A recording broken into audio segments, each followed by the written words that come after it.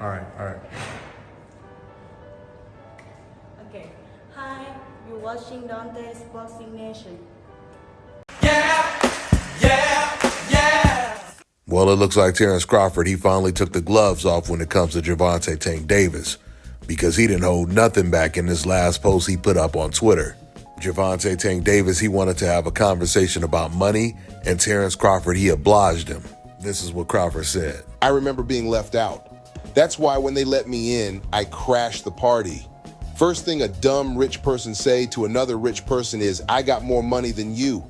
I bet you I own more investments than you, and I don't owe $1 in taxes. You can't buy nothing I can't buy that I want, sir, and that's a fact. Let's see who money lasts the longest, smart guy. By the way, little guy, don't speak too soon, because you definitely not making more than me fighting who you've been fighting. That's why you talking about fighting Ryan again. You know, Gervonta wanted to have this conversation about who makes the most money, and there's no doubt about it. While Gervonta is making really good money, Terrence Crawford is making really good money as well. And if Terrence Crawford lands this Canelo Alvarez fight, he can damn near write his own check. Now, and of course, the biggest payday for Gervonta right now would be against Shakur Stevenson, because the two biggest fights in the sport of boxing right now would be Canelo versus Crawford or Gervonta versus Shakur Stevenson. Now, Gervonta would have also got a big payday against Lomachenko. Unfortunately, Lomachenko, he pulled out of that fight. But that payday is nothing compared to what Gervonta could make against Shakur Stevenson. And these are the reasons why I find it hard to believe that Gervonta Tank Davis would retire before he fights a Shakur Stevenson. Because as much as Gervonta likes to talk about how much money he makes, I know he wants to make that big payday.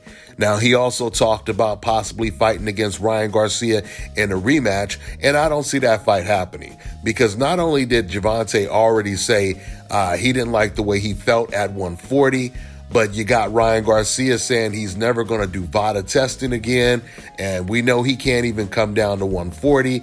If that fight were to come to fruition, it would most likely be somewhere at 144 or 145. And Ryan, he doesn't even want to start testing right now. Devin Haney has been trying to get him to start testing right now so they could possibly have their rematch.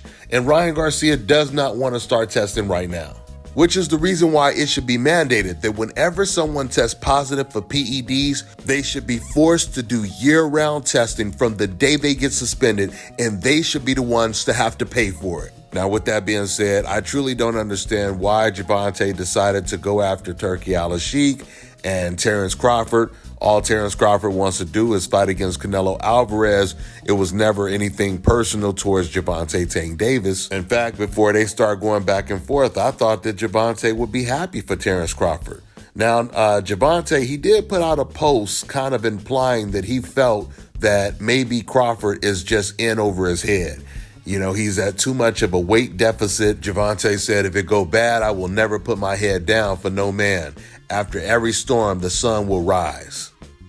I mean, I've already played the clip for you guys on my other video about this topic. Gervonta Tank Davis, he actually admits that he doesn't want to go back up to 140. He felt the weight was too different. It was too different of a weight. You know, the punches were a lot harder. He felt slower, and he prefers to stay at 135. So for Gervonta to hear that Terrence Crawford is moving up all the way to 168, he must be thinking that he's insane. There's no doubt about it. It's going to take a very, very special fighter to beat someone like Canelo with that type of disadvantage. And clearly Terrence Crawford, he feels he knows something that we don't. Let's see if he truly does.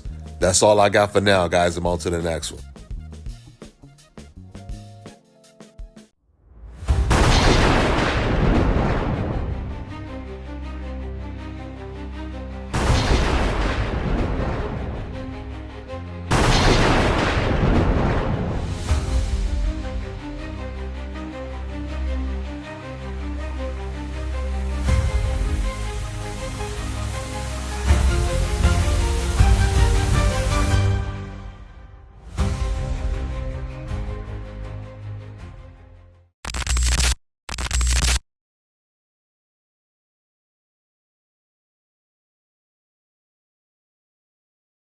All right, now check this out, guys. If you're looking to repair eczema scars, burns and bruises, dark spots and blemishes, Fever blisters, diabetic ulcers. this right here is the perfect product for you guys. It's called Elo Deki Face and Body Oil. Athletes and top-ranking boxers, they're also using it after training to reduce swelling, inflammation, and to ease the pain. So get yours today. Go to elodeki.com. Like them on Facebook and follow them on Instagram.